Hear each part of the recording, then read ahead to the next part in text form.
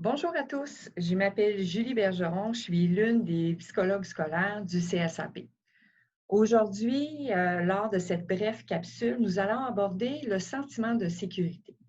Je vous dirais que le sentiment de sécurité, c'est un élément important au sentiment de bien-être et à la préservation de la santé mentale.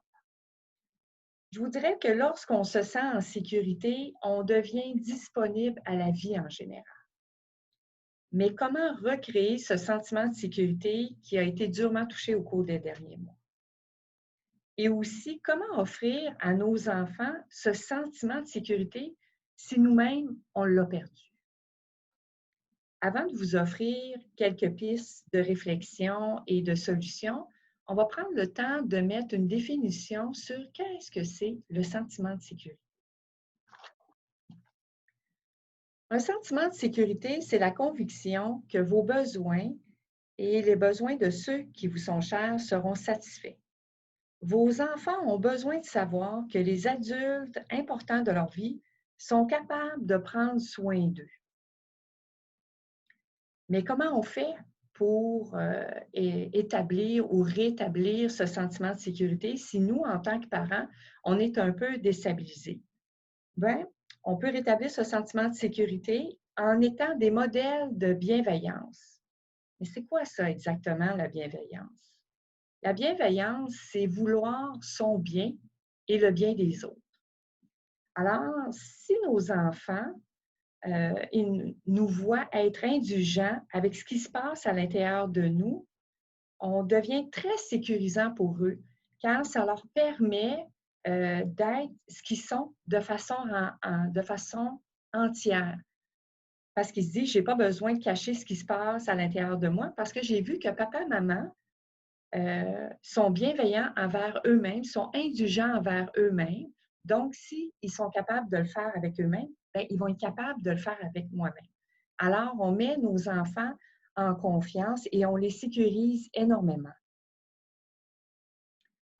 Autre élément, c'est qu'on peut leur tendre la main pour communiquer ce qui se passe à l'intérieur d'eux.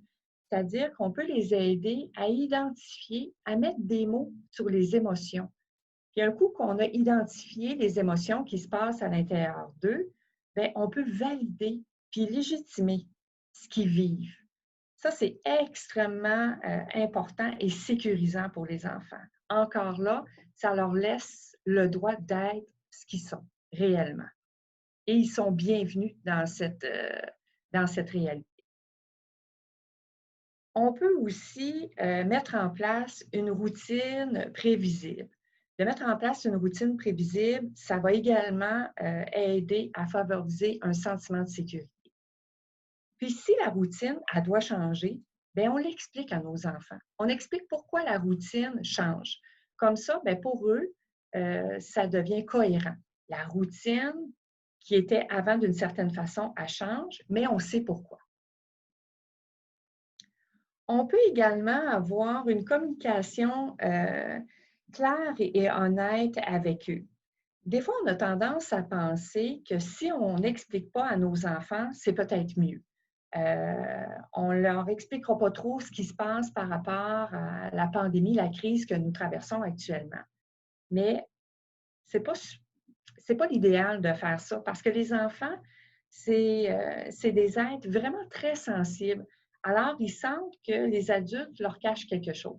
Par contre, si on veut leur communiquer de l'information, mais il faut le faire avec un langage et les capacités que les enfants ont pour recevoir le message.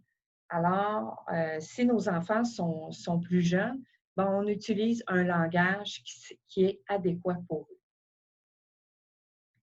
Dernier point, pour favoriser un sentiment de sécurité, c'est peut-être d'avoir une discussion avec nos jeunes puis leur demander à eux ce qui favoriserait leur sentiment de sécurité. Des fois, on reste surpris des capacités des jeunes. Les jeunes ont une grande capacité à réfléchir sur des pistes de solutions. Alors, discutons avec nos jeunes. On pourrait être surpris. Alors, je vous remercie énormément. Bonne journée.